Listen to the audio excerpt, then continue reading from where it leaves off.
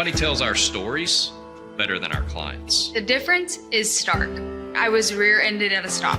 I thought I was fine, and then once I got home, I realized it's a lot worse than I thought. I ended up having a ruptured disc. You say you're not hurting, and then an hour later, you're saying you're in all this pain. I just felt like most people would think that I was lying. And that's when I decided to call Daniel Stark. I owe a lot to Daniel Stark. They really got me what I deserved. The difference is stark.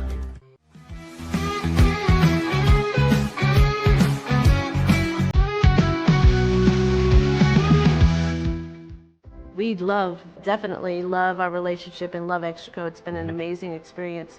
They made the PPP process easier. They were reaching out to me saying, what can I do to help you? That made a huge difference because my stress level, when we shut down, to afterwards was night and day. Our experience with ExtraCo has been phenomenal since the very beginning, so we love ExtraCo. Tervis is all about staying hydrated with style and durability. You can trust Tervis tumblers to keep your drinks the perfect temperature, hot or cold, for hours. From the classic insulated tumblers to sleek stainless steel water bottles, each product is built to last and comes in endless designs to match your personality. Stay refreshed and express yourself with Tervis. Visit tervis.com today and find your perfect tumbler.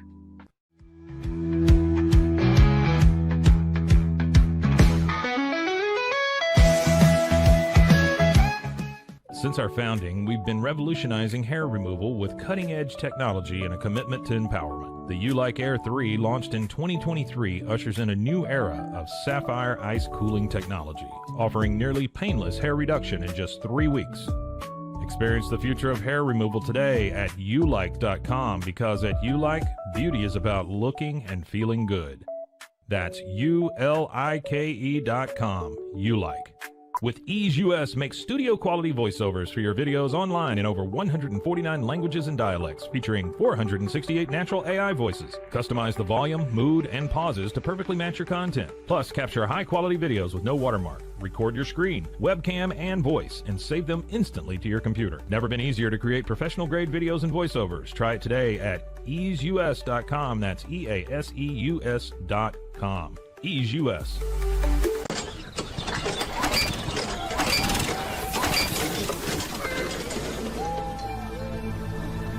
Just use AMP-Pace.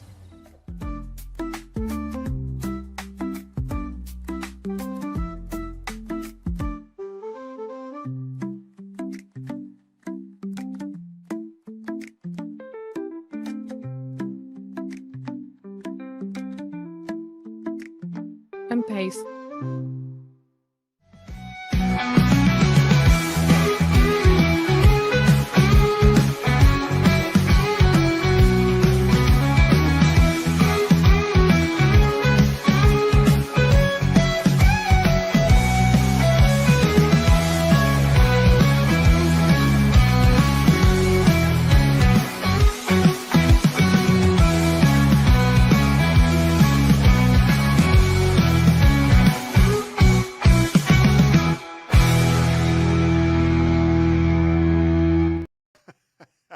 It is the Pete Souza Show. We are live in the Alico building in Central Texas on what looks to be another rainy day here. Cloud covered, windy, a lot of rain over the past few days, and no complaints here to the folks for the folks in Central Texas. Everybody, we need the rain because we're about to go 3 months without it, right? And a lot of sunshine, which I don't mind, but I'm always, when I used to work at KWTX, the news channel here, I'd be like, man, I don't, I'm from the Northeast, or like early on, I'd be like, yeah, who cares? I don't, rain. I don't like rain. I like to go outside and run. And they're like, well, the farmers need the rain. I was like, damn it, that's right. So I took a little heat for that. But the Pete Souza Show, presented by Slovakics, of course, Crawford Austin Properties. We are in the wake of a seismic event last night in the NBA. I was watching the Knicks and the Celtics. Of course, by the way, we can't forget our good friends at Daniel Stark Injury Lawyers. And our good friends at Socorro Family Ford. But last night, I was watching I was getting ready for the Big 12 tournament. By the way, real quick play-by-play tip for anybody. I'm not here perpetrating like I'm Bob Costas or Kevin Harlan or Brent Musburger or Jim Nance. Like, I'm just like you guys. I love doing play-by-play. I've got some experience at it. I do it for a living. And I've learned from the other great ones. I used to spot and do talent stats for the great Matt Devlin and Roy Philpott. I've worked with Kevin Kugler. Let me drop some names. Kugler. Who else? Jason Benetti. Benetti and Kugler never asked me back, so clearly I didn't do that well with them, but this is like 10 years ago. But the one thing I can tell you from preparing, I start the Big 12 softball tournament tomorrow for ESPN, doing it live from Oklahoma City. It's pitch 2:30, Baylor and BYU tomorrow. I'm so pumped. And the reason I'm speaking with like some extra excitement today is because I've been busting my ass getting prepared. And we talked to coaches yesterday, and I was working late last night and this morning, just prepping on notes. And I'm to the point now where I can't wait for the tournament to start, right? It's so much fun.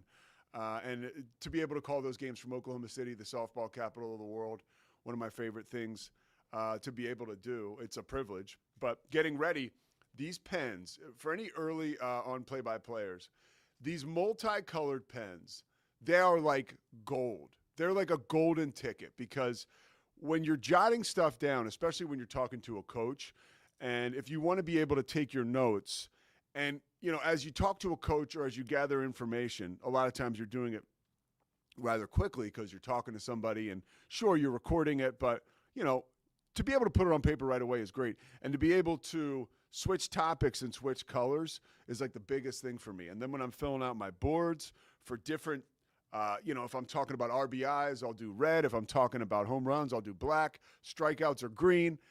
Just really helps me when I'm calling the game and I glance down at my boards that things are just different. Not only, I mean, you can color code it however the heck you want, but just the fact that they stick out is huge. And, of course, you break out the highlighter. So if you can't tell, I'm pumped. But I was getting ready for the Big 12 tournament last night using my multicolored pen. And I couldn't help but to start to pay attention. Now, there was a point, I've watched a lot of basketball, especially this time of year, right? The NBA playoffs, they're really starting to take flight. And I was thinking last night, you know, this is a Celtics team that won the championship last year. They were in the finals 2 years before that. And I was thinking, they're gonna sweep the Knicks. Like, oh my gosh, like. And then I just watched Celtic City. So I'm thinking like, well, now I got Cam Stewart coming on tomorrow. And we're going to talk about the Boston Celtics. Cam's going to join us in segment 3. And I was like, are we going to be talking about maybe the Celtics being one of the epic teams, right? Like climbing their way into NBA history. Like they're up by 20 at home against the Knicks. The Knicks go down 1-0. They'll have no chance, right, to come back and to possibly win this series. And so now I'm one, sticking a fork in the Celtics, and two, or sticking a fork in the Knicks, and two, taking the Celtics and putting them on my Mount Rushmore of NBA basketball, NBA basketball's greatest teams. And then Jalen Brunson happens. I really am surprised. Look, again, I've said it ad nauseum. There's another one of my Villanova guys. I'm a Villanova dude, right? Tried and true. Family affair, right? Mom worked at Villanova. Brothers went there. I grew up going to basketball practices, at the foot of Rolly Massimino, going to basketball camp. I remember when Jay Wright was the hot new assistant, and he started to basically run Rolly Massimino Rolly's basketball camp when my mom worked there. And then, of course, got to know Jay. Jay was like a 20-something-year-old dude living with one of my mentors, this dude, Craig Miller. They were both like young guys. Craig was a sports information director. I got to give the context because this stuff goes on YouTube and people are like, who the hell is this guy? But that's why I love Villanova, okay? And I've always really appreciated and respected and thought Jalen Brunson was really, really good.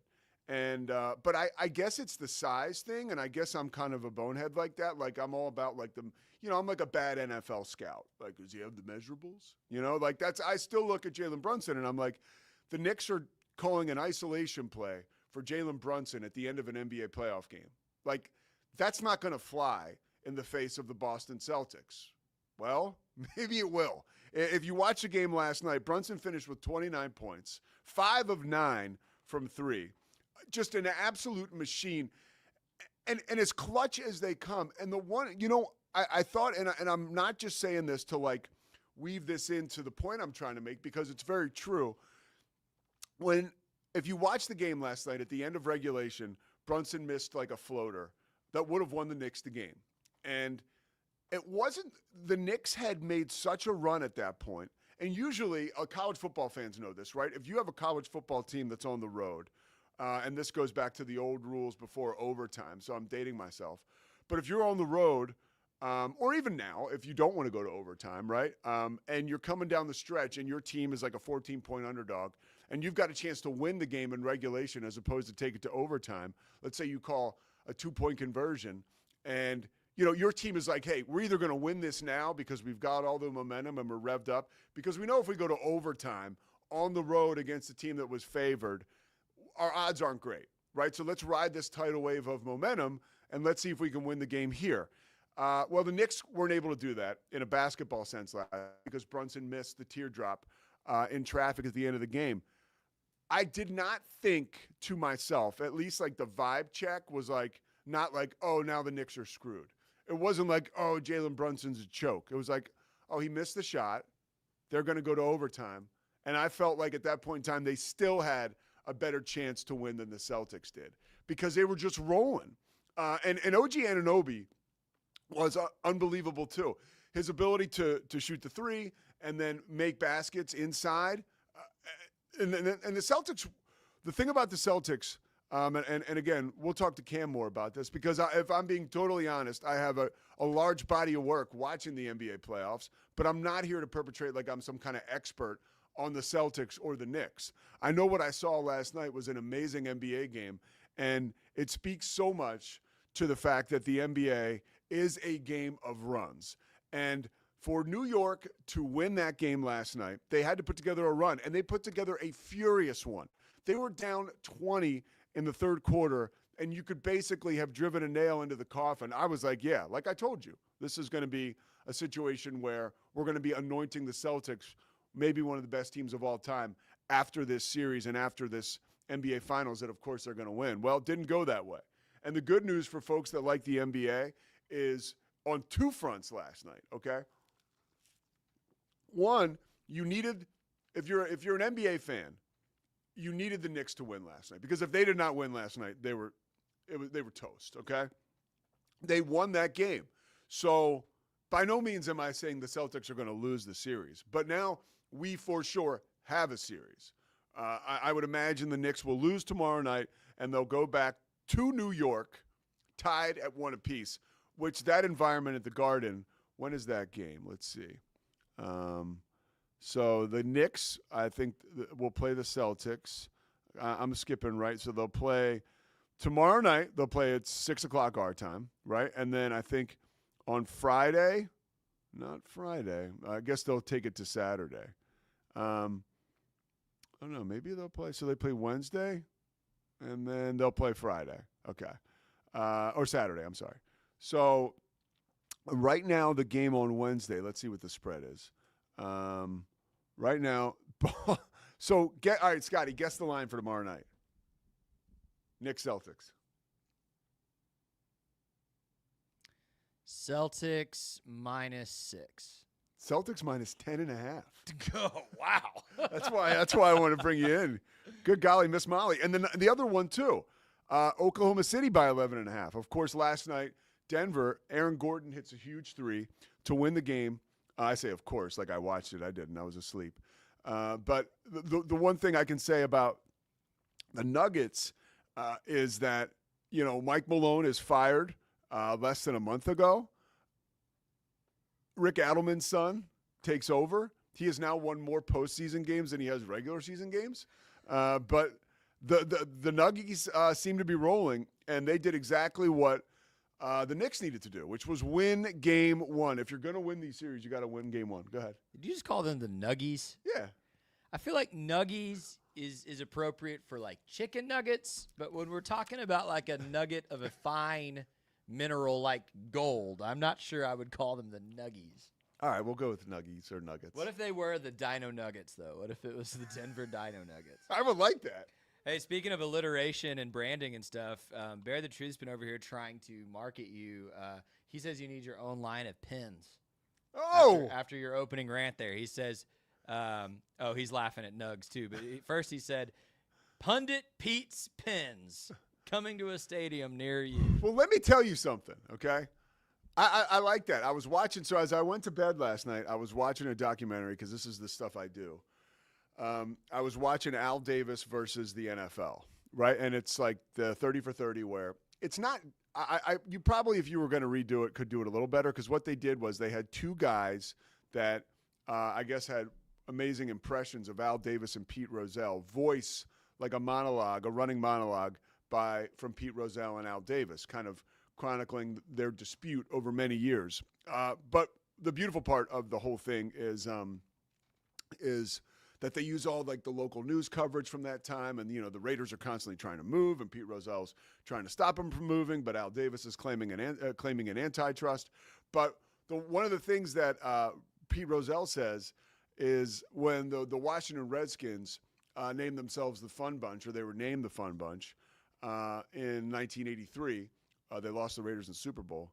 But Rozelle mentioned, like, a good nickname, right, will do so. He's like, this is Rozelle talking. As an old PR guy, I know that a good nickname can do wonders for a cause, a movement, an organization, a team, and apparently for a line of, according to Bear the Truth. Local example, RG3.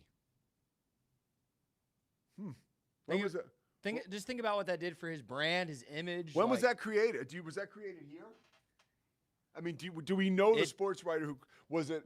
Because RG3 it played in Copper's Cove. It definitely happened at Baylor. Not far from Austin. I don't remember or Waco. hearing him called RG3 before Baylor. Mm-hmm. But also, I was in high school, so I wasn't following it super closely. Okay. Bear the Truth, if you know that, or Scotty B, if you know when RG3 got the moniker RG3. It was early at Baylor, though. I mean, it was probably during his freshman year. One of the biggest ones, I mean, when you think Texas, is Phi Slamma Jamma. Yes. Phi Slamma Jamma, a sports writer, who I forget who it was, but somebody from, I think, the Chronicle called them Phi Slamma Jamma during, 82, 83. Yeah, so good. I famously renamed the Amarillo assassin the Armadillo assassin this year. So funny. Brendan Hassan, a guy from Amarillo, I called him the Armadillo assassin when he hit a three for Kansas State against Arizona State. I saw an armadillo last night. Did you really? Got to keep him away from that. Was it on the street, on flat? the side of the road. Yeah. No, it was hanging out. It was running around. Oh, really? Yeah. Not for long, homie. I can promise you that. As a guy who likes to jog once in a while, those guys are a lot of roadkill, man, especially when I lived in Northeast Louisiana. You go for a jog, and there would be an armadillo, like a stain on the road. And, in a place like rural Northeast Louisiana, they weren't cleaning that anytime soon. So I remember this one armadillo corpse I ran around or by for like 6 months and spring into the summer once, jogging around Monroe. All right, so NBA table is set. We got, as fans, bottom line is this. We got what we needed last night. We got what we needed. These series are looking to be pretty exciting when you think, too, that Cleveland lost to Indiana. Cleveland's favored in that series. So that's exciting, too, because now we have a game 2 where another underdog is up 1-0. Yeah, I was gonna say that's good because the narrative of round 1 was mostly like, this is so boring. Yeah. I mean, someone in this room made a comment about Caitlin Clark being more exciting to watch than Jalen Brunson, and I think Brunson had something to say about that last night. Look, I stand by that, and I don't blame you for the take. I'm just laughing. By the way, here's a little inside baseball. So we do this stuff here, and I went on a little bit, a Caitlin Clark appreciation, and I did talk about it, and I still feel this way. Like, as an individual player, yes, that game last night was amazing, and it was electric. But I still am more excited individually about Caitlin Clark as a player than I am to watch Jalen Brunson. I'm with you. I'm just laughing. Yeah. The round 1 narrative around the playoffs was, it's so boring. But let's take you inside, and this is very real. So yesterday they take the clips, and just so you know, we do the clips. It's not like we have a team around here. Okay, we are the team, Scotty and I. So I put up a short yesterday of Caitlin Clark, and a lot of times the AI generated titles will not be what you said, but they want to be jarring and want people to watch it. And so as somebody who's like, I don't know, I think I have some integrity, I'm always like, oh, like, is that like a little extra? Because I'll put like exclamation points. Like, go ahead and look up my buddy Drake Toll if you want to see like a master class on hyperbole and titles for what he does with Locked On 12, right? Yeah, Locked On Big 12. Drake does a great job, but he certainly, you know, they used to say like a great columnist in the New York Post, like the idea is you want to grab somebody on the subway by the lapels and hold them up against the subway car and basically be like, read this now. You know what I mean? Like that's what the New York Post would do with their headline. So when the old school thought is when you're flipping through the paper and you see a headline, you're like, what are you laughing at? You can tell me in a second, all right? So it's like, read this now. So basically the title that came up for the Opus clip, Opus is once you cut the clips and they generate it, right? And those are the ones you see on YouTube. It said, Caitlin Clark more exciting than the NBA playoffs. So I was like, you know what? I'll roll with it. We'll see what happens. But that's not, I mean, you can go back and watch it. That is not what I said at all. But here I am posting the clip. It's not like I can get mad at Opus. At any time I could change it, which, by the way, after those 2 games last night, I did this morning. I was like, I did not say she was more exciting than the NBA playoffs. Last night proved that, and I want to be very clear about what I said so there's not something floating around on the interweb that has bad information. What were you laughing about, Scotty? What do you got over there? Now, come on, go ahead. Go ahead. Go ahead. I want you to do it. Why? Is it bad words? Why not? I would like you to do it. Go ahead. All right, Scotty, I appreciate you as a strong producer. All right, so we do want to come back. We got Cam Stewart coming up in segment 3. We are going to come back and we're going to break down the Big 12. Yesterday, Joel Klatt, one of the best football analysts in the country. By the way, sober guy. I've reached out to him to try to get him on the Payoff podcast to no avail. But I am going to work on it. Joel Klatt has done. Oh, of course, yeah. We could get him, I'm sure, at some point. But Steve Sarkisian is also sober, and Sark and Klatt were doing an interview last year. It was ramping up to a Texas football game on Fox where Klatt was the analyst, and they talked about sobriety, and it just made me want to get out of my chair. I was so pumped. And I'll give you one more great story about sobriety while we're talking sports. So yesterday, long day over here at Rogue. I was back at home preparing for the Big 12 tournament stuff. And I was like, let me see if I can take a quick cat nap, you know? So I put on what I do. I put on ESPN, like old school, like documentary. And it was Saturdays in the South. And it's about the SEC. It's so well done. But Bear Bryant, Jeremiah Castillo was a defensive back that played for Alabama. And Castillo was from, I forget where he was from, but he had just a horrible family experience. Castillo's dad was in and out of jail, and his mom was like fall down drunk, right? Like to the point where he's got a scar on his arm that his mom hit him with a knife, and it was like so awful. So when he was going to sign his letter of intent to go to Alabama, he literally called the school and was like, my dad is in jail. And these are Castillo's words. He was subsequently drafted by the Bucs and played for the Broncos in a couple Super Bowls. But Castillo's words were, I called up the school and was like, we can't sign this letter of intent here. Like, my mom is wasted and my dad's in jail. So they signed it somewhere else. He says he gets to Alabama, plays for Bear Bryant. As a kid, he starts at 18. His last game is I think, Liberty Bowl in 1982 or 83. Bear Bryant's last game ever, okay? And they win the game. Castillo has 3 picks, and he gets drafted by the Bucs. And he says he went from a boy to a man thanks to Bear Bryant. He was like a father figure to him, and Bear was very quick to say it's because of guys like Jeremiah Castillo. This is after that Liberty Bowl that I ride out into the sunset, an amazing, legendary coach. Castillo gets drafted by the Bucs, and as he's doing this documentary, he talks about the first thing I did with this money was I put my mom in a rehab. The first thing I did with my first NFL check. And he said, and that's because of Bear Bryant. And he said, and just this past summer, we celebrated 33 years of sobriety for my mom. And I was like, And then it was like no chance at a nap because I was too revved up because of the great story. I am here all day long for stories like that. I got a little emotional there as somebody who's been on that journey, and yeah, I just love stuff like that. So anyways, we got more coming on the other side of the break, maybe some more old school stories. You can tell we're shot out of a cannon this morning, and I hope you're enjoying the cannonball run with us. Cam Stewart coming up in the third segment, excuse me. 3 hours. He's got places to go.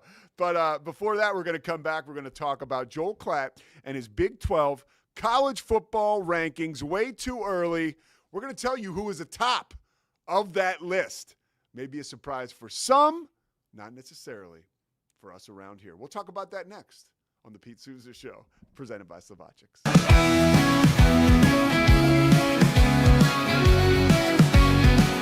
Dive into adventure with Scuba.com, your ultimate destination for top-tier scuba and snorkeling gear. With over 20 years of experience, our expert staff, who've dived everywhere from the Galapagos to the Maldives, provides personalized advice to help you find the perfect gear for any underwater journey. Shop leading brands like GoPro, Aqualung, and Scuba Pro. Whether you're a beginner or a pro, trust Scuba.com for the best in diving equipment and expert guidance. Explore now at Scuba.com. That's SCUBA.com. Scuba.com.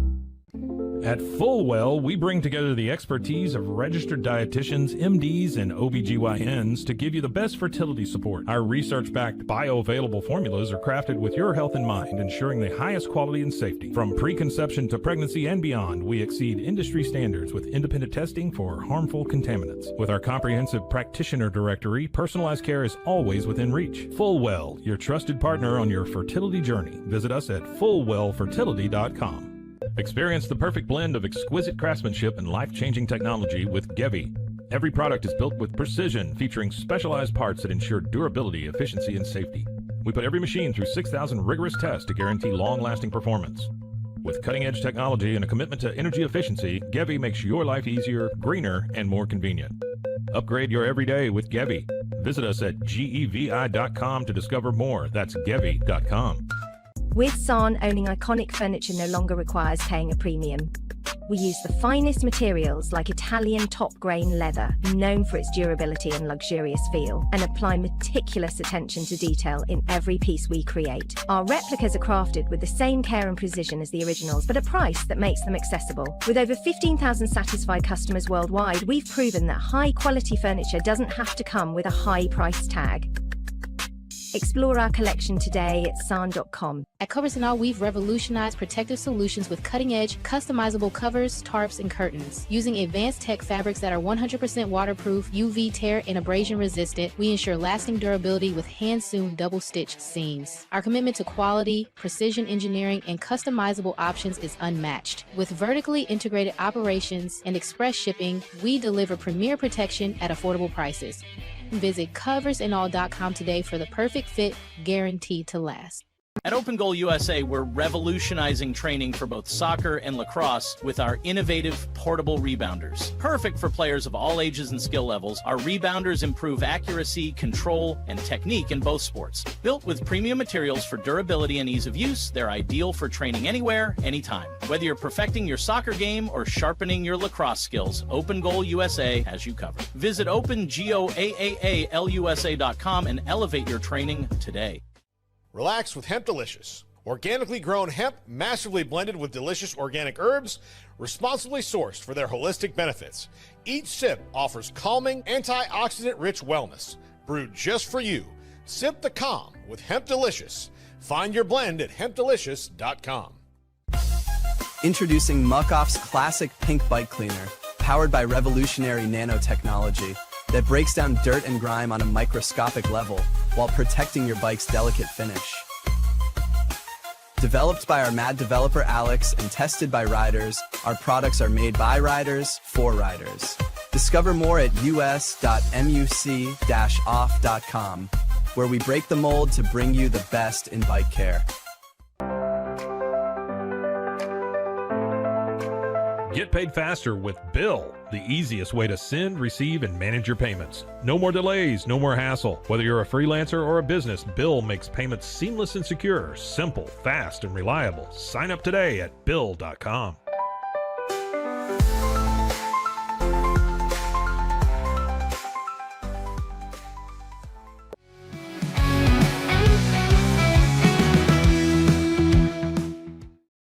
Pete Souza show rolls on. It is time to get into some Big 12 football and also some Big 12 news and notes. Scotty hit me with this yesterday afternoon. Now it is the time. Spring ball's done. Whether these teams had a game or whether they didn't, it's wrapped up, right, Scotty? All over the country. Yeah, it's done pretty much. Most of these teams, talking to these Big 12 softball coaches yesterday, most of the schools are in finals right now or preparing for finals. Some of them have different, I think, like trimesters, so it's hard to keep track. But spring football has wound down, and there's a lot of stories, right, on the back end of that. And one of the stories or stories all over the country are, high-profile analysts who know what they're talking about, not me, but guys like Joel Klatt and Scotty Swingler breaking down – that's right, Scotty, that's you – breaking down their top players in the NFL. Their top teams in the Big 12. So you hit me with Klatt's list yesterday. I'm curious as to. Okay, here it is. Here's his top 25. Okay, so the number one Big 12 team is BYU at Correct. 14. And then 15 is Arizona State. Wow, look at this. There's a wave. So here's what he said, and this is where Baylor at 24, baby. Where I would want to push back on Joel, and I think he's one of the best in the game, by the way. Oh, there's no question. I think he is just A++ in terms of analyst. I was thrilled he had Baylor in the top 25 because that tells me he pays attention. Because I think the normal national coverage guy is just not. I think they're overlooking Baylor mostly. I agree. But then when he got to these other 4 Big 12 teams, he said, and I agree with him mostly, he said, the Big 12 is going to be very competitive. There's a lot of really good teams in the Big 12. I'm not sure there is a great team at this point in the Big 12. I think all that's fair. So then he goes, so I just tried to rank my Big 12 teams, and then I clumped them all together here in the middle because that's about where I think they'll be. But I want to know why Baylor wasn't part of that cluster. I want to know what to him separates Baylor from those other 4. And maybe it's just those other 4. I mean, they don't return more. Like Baylor returns all of its production on offense for the most part. So I'm curious why I think he rightfully acknowledged the Big 12's competitive, good, not great. We don't know who number 1's going to be. We don't know how high the best team's going to be. Is it 20, by the way, goddamn, is 25, that's Oklahoma, right? That's not Utah. Correct. Yeah. Houston, Oklahoma, and Utah. Try figuring out those 3 logos real quick on the fly at a glance. That's a great point. It's tough. Okay. No, that's Oklahoma. I think they're betting big on that quarterback. Bear the Truth says A&M, really? Tale as old as time, Bear the Truth. Tale as old as time. Everyone, every year, thinks A&M's going to be something, and then they nothing. I say that. They were like 1 game out of the SEC championship come year. on, Scott. Like they were pretty good last year. Yeah. So 24 for Baylor. I think BYU, honestly, I think if you want to say one team is maybe a little overrated, I would possibly say BYU. And here's why. Hang in there with me. BYU last year won a lot of football games. There was a lot of really good juju around that program. They won a lot of close games. I mean, dude, a lot of close games. And, Jake Retzloff was a huge part of that. And he's back. Yeah, he is back, and with him comes that magical aura and that ball bouncing your way type feel that we saw last year, right? I mean, there's something special, or this is what I want to say. Something special was going on last year around BYU football. Now, they failed to capitalize on it down the stretch because, let's face it, going wire to wire in the Big 12 is very difficult. It's tough. Yeah, but BYU was having a straight magical year, right, last season. And a lot of that had to do, and I really believe this, and we've talked about it here ad nauseum, but my experience covering football and being around football teams and on football teams, when the ball bounces your way early in the year, something starts to happen with your confidence, and it's great. Yeah. And it never supersedes the ability or the talent, but it certainly can play a role, right? That confidence, that enthusiasm, that mojo. I mean, we saw it happen in reverse for Baylor. Yes. When they got on that 6-game run. Yeah, exactly. And another thing too is Provo and BYU fans all over the country, they really get behind their Cougars. So like when this team starts to win, they really, really get hot, and there is something that just builds. And again, we mentioned it's like a tidal wave that follows this team. They are going to have to experience success early next season, right, to find that rhythm again. Let me call up their schedule real quick. Scotty B says the schedule for BYU is tougher this season, and they won 4 one-possession games last year. To kind of speak to that. And I actually did know that, and so that's tough, man. And Jake Retzloff had an amazing year too, right? So can he match that? Because the Big 12 has only gotten better in the offseason. Right. So it's like most of these teams are going to improve. Yeah, they will. Utah's not going to stay down. Okay, so let's go. Okay, so actually, okay, let's check out BYU's schedule. Portland State win. Okay. Yep. Versus Stanford. Pretty cool too when you look at the Bachmeier bros who just came to BYU from Stanford. That game will be in Provo as well. By the way, huge get for the BYU football program to get Tiger and Bear. Bachmeier.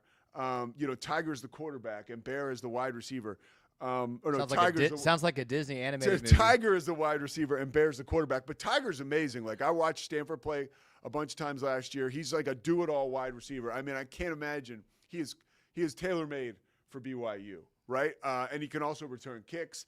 And the younger brother, Bear, is a quarterback, I think Notre Dame, Oregon. He turned down offers from programs like that to commit to Stanford. And he's an incoming freshman, so he flipped his commitment. And there's another dude too. I think there's a Brock, but he's another a Brock Bachmeier. But I think he's still in grade That's school. a word salad. Brock Bachmeier. Yeah, I would mess that up. It is. But so BYU's got a lot to be excited about. And early on, their schedule is actually pretty forgiving because their toughest game early. Of course, you could say Stanford at home is difficult, but I think a bit of a trap could be going on the road to play in Greenville, North Carolina. Guess who said that 3 EaseUS. minutes ago? Who? Scotty B. He did. Yeah, that's a tough game.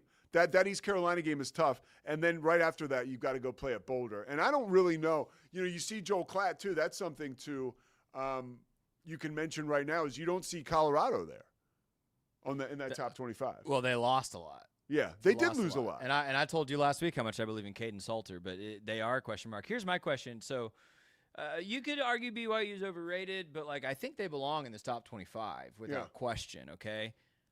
How are we putting Kansas State in this top 25? Can you explain that one to me? No, I can't. I think they were the most disappointing team in league play last year as far as expectations versus what happened. Well, let me take you inside baseball there. There was something going on with Chris Kleiman, and it was, and this is not I'm not talking out of school here, but there was personal stuff going on around his family.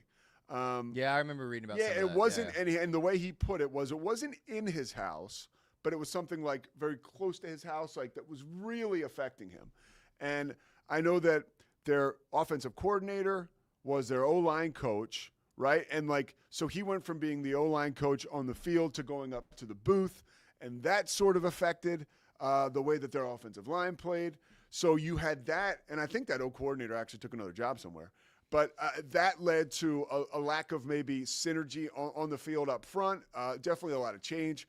And the personal stuff for Kleiman made for a total uphill battle last year for Kansas State.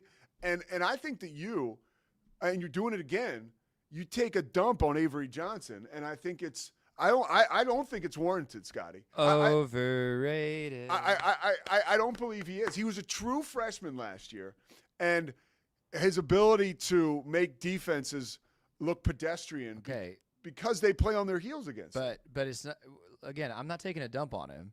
He wasn't in your top 5 Big 12 quarterbacks last week either. Or number 6, you said. Well, we did. We also. So at best, that was a flawed list. So at best, in your opinion, he's 7th in the conference, and I'd put him probably about 10th. Okay, but let's look. Okay, here's one thing, and you mentioned the quarterbacks, and we do want to talk about Brett Yormark and his extension with the Big 12 as the celebration continues with the Big 12. But okay, so look at those Big 12 schools: BYU, Jake Retzloff, right? Arizona State, Sam Levitt. Levitt. Avery Johnson with Kansas State. Rocco Beck with Iowa State. Look, man, quarterback play rules the day, and you look right there. That's concrete evidence from last year that these teams will have. But going into the season, at least, strong quarterback play. I think it's going to be tough. But that's for why to rise to the occasion again. If it's about the combination of quarterback play and what you showed on tape last season, there's no reason Baylor's 24 and Kansas State's 16. Yeah, I agree. Like there's Baylor has the best. Cam says I'm cooking you. Baylor has the best quarterback in the conference. Okay, here's the one thing I'll say. That is up for debate. I was actually pissed when I saw our boy McShay's first round. There wasn't one guy from the Big 12 in the first round for McShay's 2026 first round NFL draft. Yeah, that won't last. Mock draft. No, it won't. And I was a little disappointed not to see Sawyer on there, especially because I voiced to him and expressed to him how good Sawyer is. Not that that means a lot to him. The Cam Show comments, Avery Johnson isn't even the best Avery Johnson. And I agree with him. Yeah, he is, dude. Right now he is.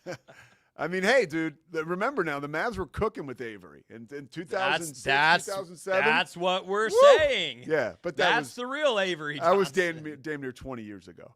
All right, so I do want to talk, and Cam is hang in there, Cam. We'll get to you in a second there. He's like a WWE tag team partner, like pacing outside the ring, right, waiting to get tagged in. Just settle down, dude. We'll get to you. We do want to talk Brett Yormark, and I think it is worthy of a celebration. It was announced this morning that he re-signed with the Big 12. I'll give you we'll get official here for 1 second because we just got the news broke early this morning, but it just came into the inbox. This is from the Big 12. Today, Big 12 Board Chair and Baylor President Linda Livingstone announced that Big 12 Board of Directors has voted to extend Big 12 Commissioner Brett Yormark's contract for an additional 3 years through the 2029-2030 academic year. Commissioner Yormark was named the Big 12's fifth commissioner on June 29, 2022, and officially began his tenure on August 1st. Let me read this just because it's Linda Livingstone. On behalf of the Big 12 Board of Governors or Board of Directors, we are pleased to extend Commissioner Brett Yormark's contract an additional 3 years past the remaining 2 years of the existing agreement. Since Brett took leadership of the Big 12 3 years ago, he has been instrumental in guiding the Big 12's expansion to include new member schools and unifying the conference's existing members. Brett's strategic thinking and creative initiatives have been vital to the Big 12's success, and we look forward to building on this momentum in the years ahead. Okay, that's from Chair Linda Livingstone. When I worked in the NBA, Brett Yormark was with the Nets at the time, and he was part of the transition to Brooklyn. And it was very clear to everybody in the NBA that the guy, kind of like whatever he was touching was getting that golden feel, and we were lucky enough here in Big 12 country to witness that and experience it ourselves. I mentioned this to Scotty because I want to get, as a lifelong Big 12 guy, pretty much, right? I mean, Southwest Conference, but Scotty, you don't even remember that, right? Yeah, so when Brett Mark took over in June of 2022, I want you to remember now, Texas and OU had just announced they were leaving the conference, okay? And Yormark would say, look, he inherited Colorado coming back, so that was not his doing. Colorado was already coming back. But Arizona State, BYU, that's him. So Utah, right? So Scotty, how important was this transition of power from Bob Bowlesby to Brett Yormark? I don't think we can actually put it into words at this time. Yeah. Bob Bowlesby being one of the most incompetent and spineless commissioners of any league I've ever seen, making several decisions very detrimental to the conference throughout his tenure. Yormark, I mean, I just, if we think about from 22 to now, think about what happened to the Pac-12, think about the state of the ACC at the moment. Yeah. I think the Big 12 has pretty securely, if you're paying attention, established itself firmly as the top of the heap, just behind the SEC and the Big 10. And Yormark got it. It's a credit to him. Exactly. It's a credit to him for nabbing those Pac-12 schools. And nabbing the TV deals because if you remember the Pac-12, I forget their commissioner at the time, but they were basically like turning their nose up at certain television deals that were provided to them or opportunities that were provided by television networks. And in doing so, they lost opportunities. And once Yormark came on the scene, he snatched those opportunities and continued with the presence of the Big 12 in living rooms all across the country. Bingo. And he's done an outstanding job. And, I don't think he's done. Like, I think he's talked about it enough. And, like, frankly, the Big 12 has also established itself as the premier basketball conference in the country for the last 5 years. And so I just think he's aware enough, and I think the landscape is still going to shift. I think there's some smoke to this Clemson and Florida State coming over. Could that be the death of the ACC? Dude, I think he's the first guy who would make that like, he is a leader who I trust to make that happen if it's possible. Whereas if Bowlesby were still in charge, we might be down to like Baylor and TCU. I think if Bowlesby was still in he flat out we'd be screwed, bro. And I said this to him. We did an interview with him. It was Baylor and who the heck were they playing? Baylor's playing BYU. This was 2 years ago, basketball, and we interviewed him at halftime, me and Spatola. And afterwards, I just said, "Yo, man, thanks for saving the conference." Real. And he flat out did. I didn't say "yo, man," by the way. I said "commissioner." But I don't think he's done. Like, it wouldn't surprise me if there's a ACC collapse and it's Clemson, Florida State, Duke, North Carolina. Yeah. Like, let's go. Check this out. We had a chance to talk with Commissioner Yormark. This is a few months ago, but this is on Inside the 12. And just read the tea leaves here. To what you're saying, Scotty. I don't think they are done. Let's take a listen. I know you like to live in the moment, right? It's like next game up. But when you take a look back and take a macro view of what's happened to this conference since you took over, right? The expansion, all the different time zones the Big 12 is in, basketball, football, perennial powers.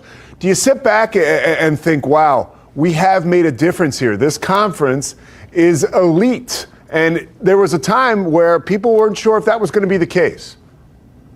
Well, I appreciate that. And I will tell you that I often say to my colleagues, be happy, but never satisfied. And I live by that mantra. And I am happy. If you think about what we've done the last 25 months, we've done a lot to transform this conference and to give our fans a lot to cheer for.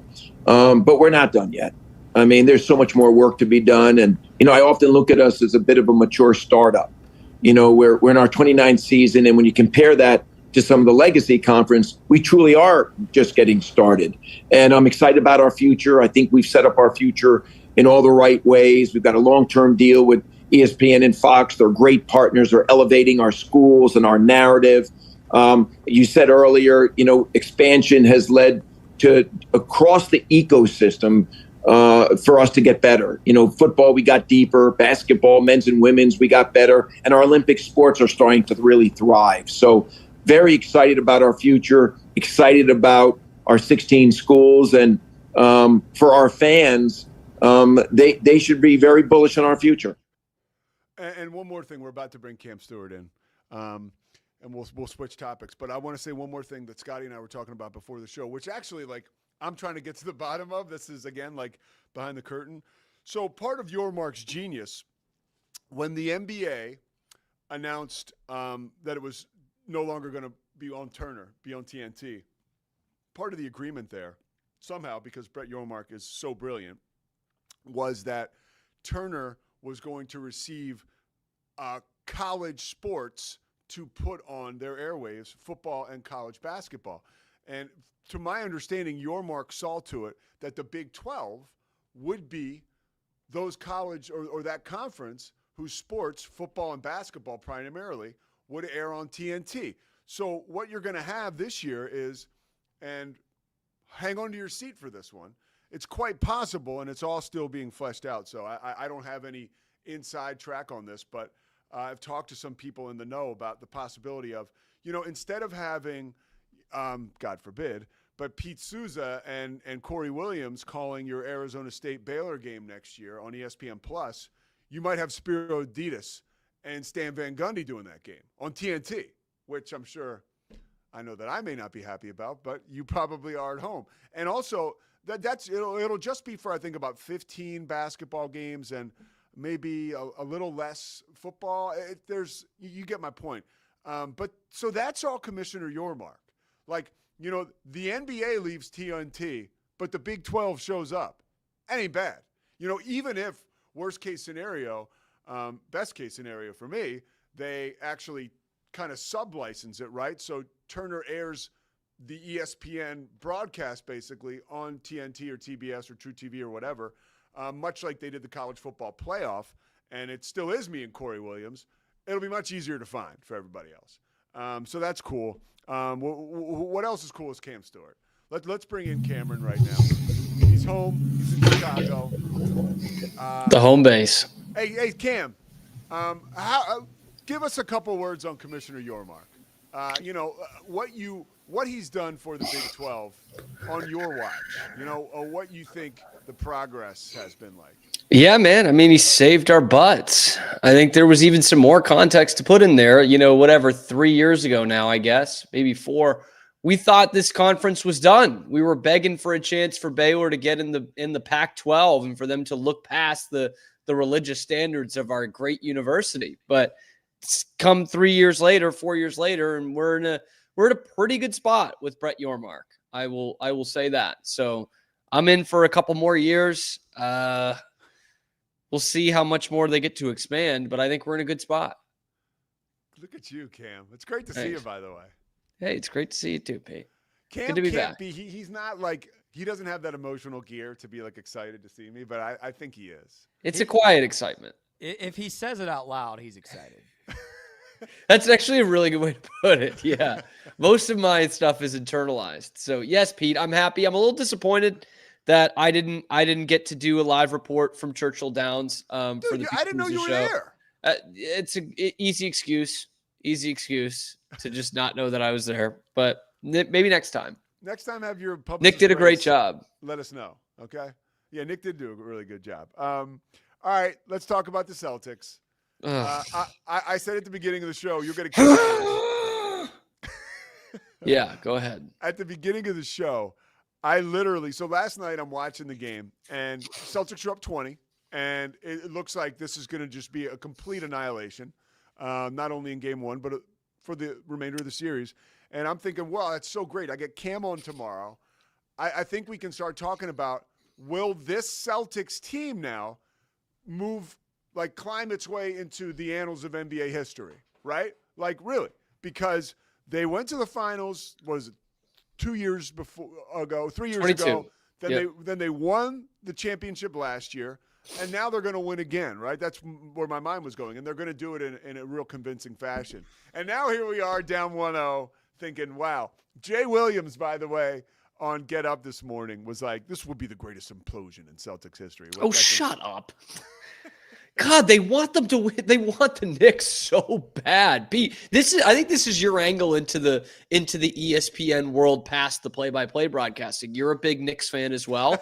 I think this would be a great way for you to angle it in. I mean, look, the Celtics have a long and storied history. They've probably had worse collapses. If they get swept by the Knicks, that would be completely inexcusable. That would be pretty awful. But this is one of the great. It was game 1. Like, I'm pissed. Okay, I'm really bugged out from this, but it is game 1. Jay Williams. I want to touch on some of your one of your points in there though, Pete.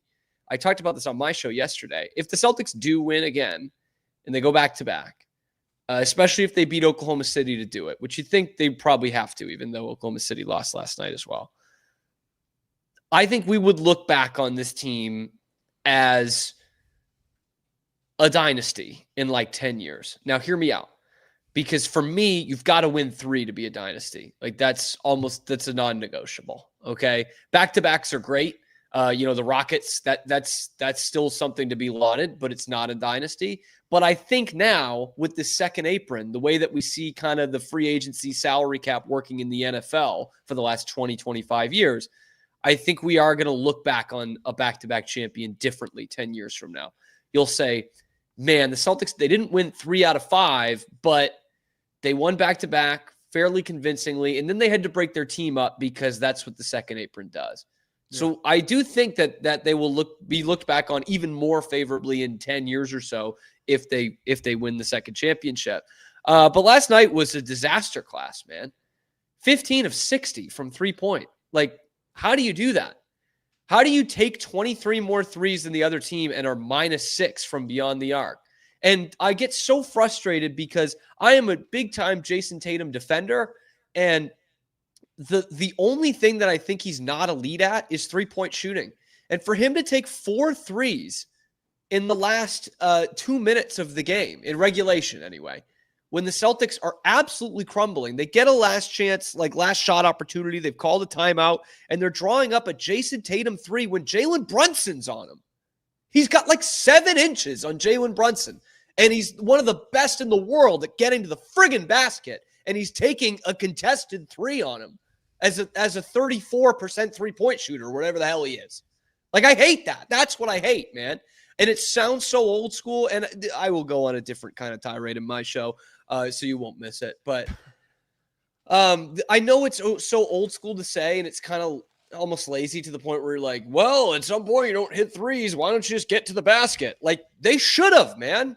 They've got Tatum, who has just developed so great as a finisher in the last couple of years. Jaylen Brown is unstoppable at getting, downhill to the basket. Drew Holiday can finish amongst anybody in the paint. And yet it's just 3 after 3 after 3.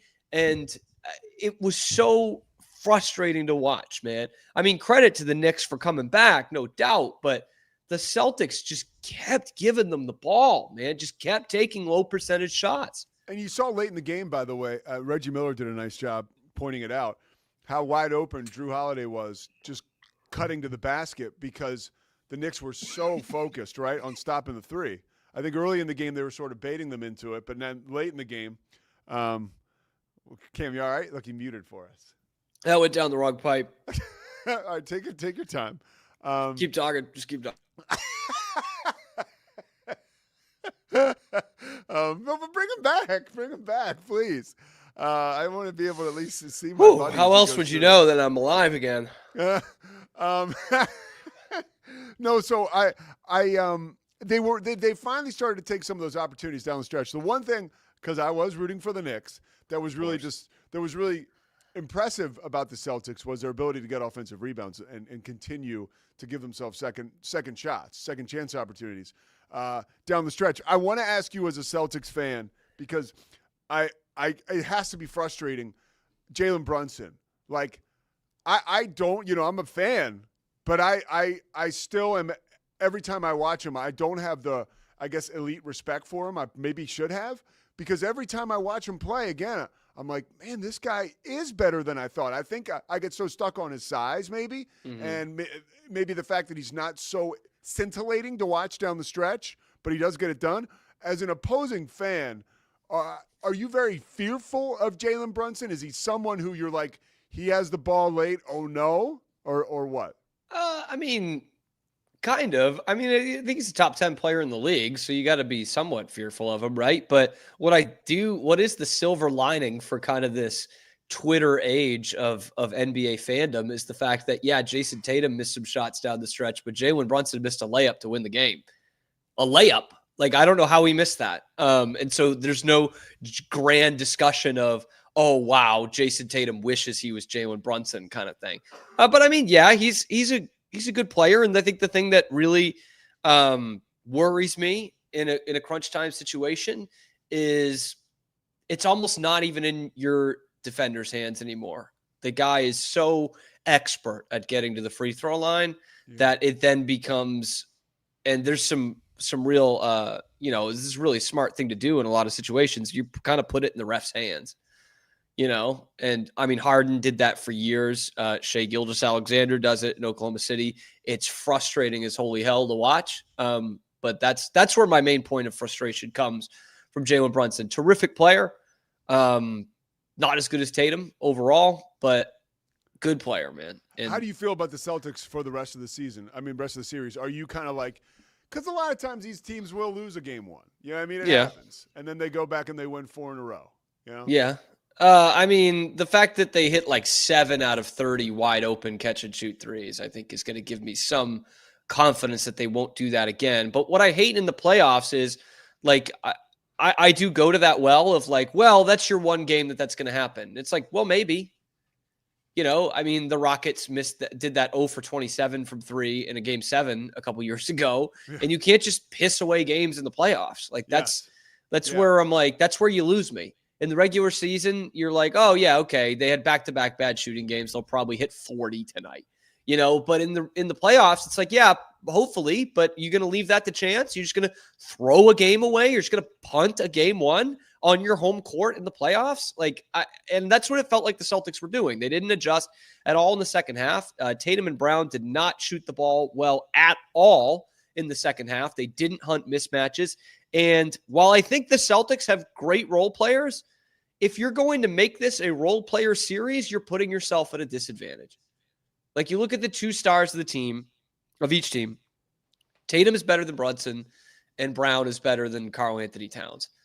I don't know how much you can flip-flop that. I don't know that Brown's better than Jalen Brunson, but you've got the superstar advantage on any given night. And so when you're making it a role player series, when your stars aren't going to show up in the second half of a game, you're leaving yourself very vulnerable.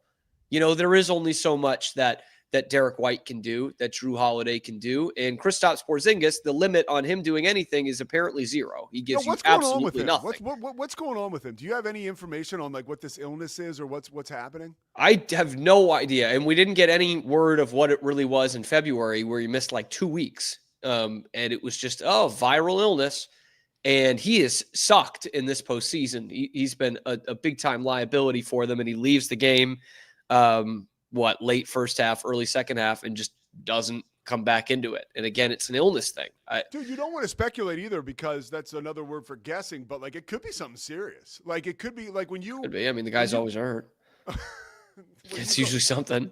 But when they say viral, and you're constantly battling fatigue, it's that could be a big deal. I have no idea, but that could be a bigger deal. It's not like when I was working in the NBA and Melvin Eli went to a strip club the night before and was out with flu-like symptoms the next day. That was a little different. But maybe he just does that all the time. Maybe he just did it for 2 straight weeks in February. That was always the best, though. You know that this guy was hungover, and he'd skip shoot around and just be in the training room, and then you'd see he was out with flu-like symptoms. I was like, wow, he's really taking this all the way to the finish line. Sunday matinee in New York. Forget about it. All right, I want to tip my cap to you. You said, I think 2 weeks ago, that Bill Belichick, we would not like Jordan Hudson would be moved out of the equation, and it seems like I know from my own story in recovery, you really got to bottom out if you're going to make a change. Mm-hmm. And that CBS Sunday morning interview was I hope a rock bottom, and it seems like there's going to be some changes made. What do you know about that? What are your thoughts about that and all your experience rooting for, paying attention to, covering Bill Belichick? It's first off, it's just really odd. And we did some segments about it on the Cam show last week, and all the comments were, why is this weird? This isn't illegal. I'm fully aware that it's not illegal. But it is really freaking weird, man. I mean, how can we deny that? And yeah, personally, Bill Belichick is legitimately one of my heroes. I live my life in a way that he coached a football team for 20 years, So, and this is so off the deep end, bizarro. And I said I said to you, it has to end, because this is the only football Bill we know is the complete opposite of this, right? The complete elimination of distractions. I just don't know I think Belichick can be like this as a celebrity. I don't think Belichick can be like this as a football coach. And the fact that we got those leaks from North Carolina last week of hey, we're really concerned about this. UNC is really concerned about Jordan Hudson. We know from being in workplaces, that means that's a big time discussion within the walls. If that's already leaking out, after that interview, that's not BS, right? That is legitimate concern from North Carolina of maybe we bit off more than we can chew here. This might be a monster that we don't want to deal with. Just this whole thing. By the way, you and I talked about this a lot this summer, but it's it's very clear that this is the reason why NFL teams didn't hire him. That's my thought on it. Yeah. That is my because it's always what is the deal? What is the deal? You were trying to figure out what the red herring was. Why is this that he's not getting hired by NFL teams? And I think right now we've been hit over the head with the reason why NFL teams didn't hire him. I mean, no doubt, man. And like, she's literally going to storm out and end an interview for CBS Sunday Morning. Like it's crazy. And by the way, like, you know, this being in kind of the journalism field, right, for a long time, it's like, yeah, in a normal situation, that's a weird question to ask somebody and pester them about. How did they meet? But when you're a public figure of this stature and you're 50 years older than your girlfriend and nobody knows how you met, and by the way, the girlfriend is making everything public, right? The t-shirts and the Pilates on the beach and miking them up for every practice. That is not a totally unreasonable question to ask in an interview. And by the way, this is not a 24-year-old girl dumping a drink on her boyfriend's head, storming out of the fours, being like, I'll be at the car. You know, like, God, this I is love like the way fours, bigger. man. You know what I mean? Like, we've all had like kind of nutty girlfriends. And by the way, I'm curious as to like, do you think, and I know you got to go because you got a show, but one more question. Do you think in your experience in relationships and the way you know Bill Belichick, like, you know, you got to feel, right? Like at all in his head, you know, because you know when you're in a bad relationship and your boys are like, dude, you got to get out. Yeah. But in your head, you're like trying to like make sense of it. Yeah, like, and you're making any excuse you can. Yeah, I wonder if that spring practice, like when she's dressed up like that, he's in his head like, oh boy, like this is like I'm feeling pretty uncomfortable here. Let me just see if I can like. Yeah, you're almost like frozen in time for a second. You're like, yeah, and then like you know inside like. Because before any major decision is made, like a breakup or a big change, like it seems like he's doing, there is something in your head that's like, oh, man, this is bad. It's like they said, like when you're an alcoholic, you're the last to know. Like, same with him. Like, he was probably the last to know on this, right? Yeah. I think of it like as a situation where you know either way you go, like either decision you make, you're just dealing with something you don't want to deal with. In the sense that, like, I don't think he wants to continue on with this media thing that they've got going. Like, yeah. I think he's bugged by it a lot, but I think also in his head, he's like, man, you know, I was fired last year from being the best coach in history. I mean, he won't admit it, but it was a firing.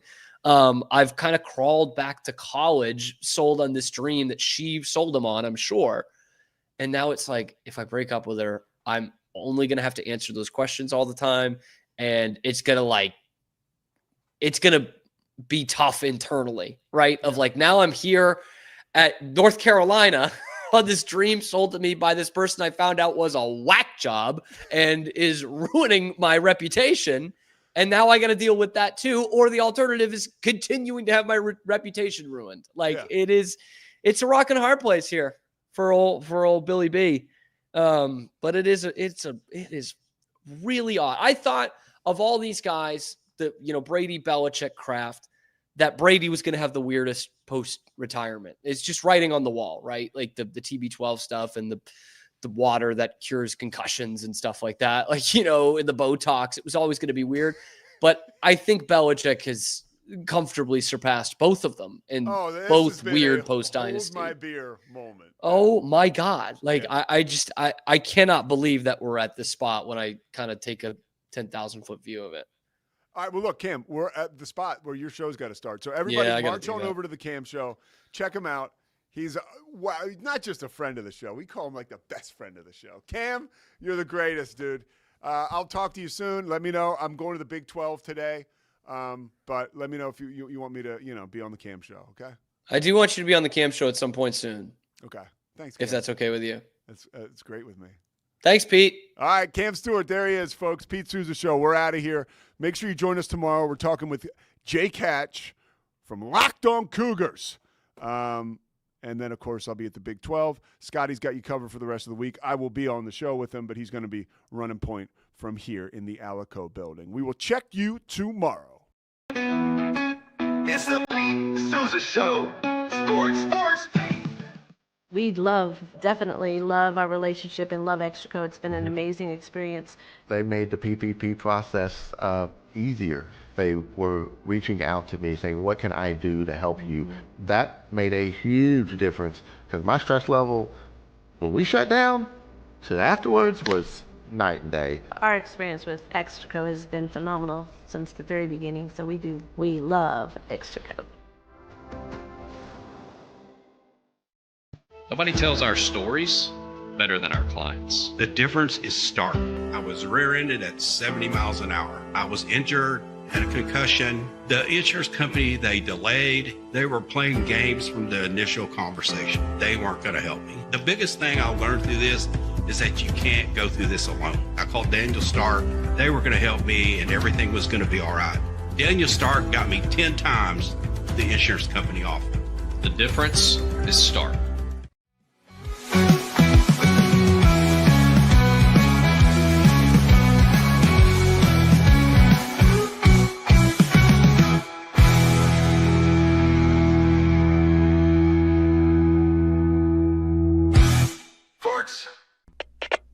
We are Rogue Media Sports.